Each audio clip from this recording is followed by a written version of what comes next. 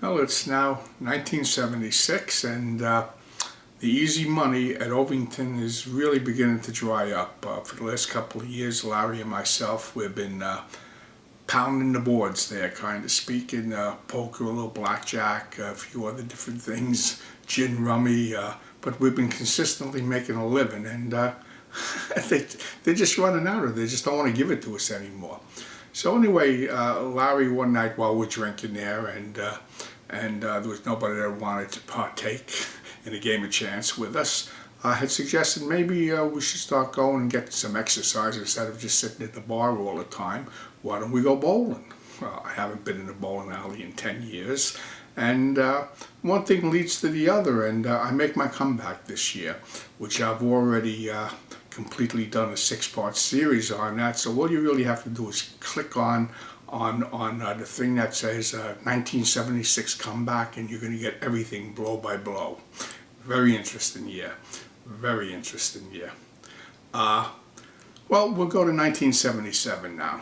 I just finished my big match with Bill Daly. I took him down at Cusky Lanes. That was my goal. I still shouldn't have stopped bowling now. I really don't know why. I mean, I was shooting really good action again.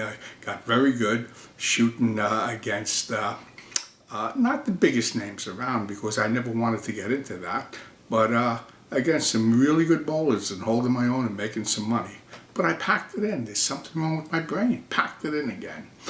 For the next 3-4 years, a very strange thing happened in Brooklyn. It's almost like legal casinos came there. The boys, they started this whole little thing with shuls and Knights of Columbus and catering halls and all different types of organizations like that they were running card games for. yeah, supposedly the organization was getting the money, but you know who got most of it. But these games were going, get this now, I mean, I'm talking about all night long, 7 nights a week. And big poker games. I mean, the catering hall would be packed with people all night long, every night of the week. And then they even started with crap games. So I found a little income there, and Larry found a little income there, and Paul was coming down also. So that was a pretty good 3-4 year period, and once again going to the track a lot, having a lot of fun with that, and Monmouth, and all over the place. But then comes 1979, and Paul decides to open up a paper bag distribution company. Because, you know, he always had a lot of contacts within the bagel business.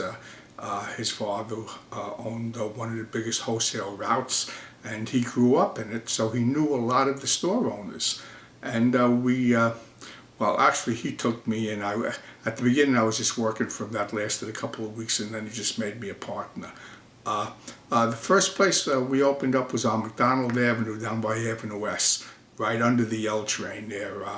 The F train ran right above us, and built a nice office and hired a secretary without making any money yet. But hey, that's what you got to do, right? Again, we were going to the track, and we were actually we were financing the business by going to the track.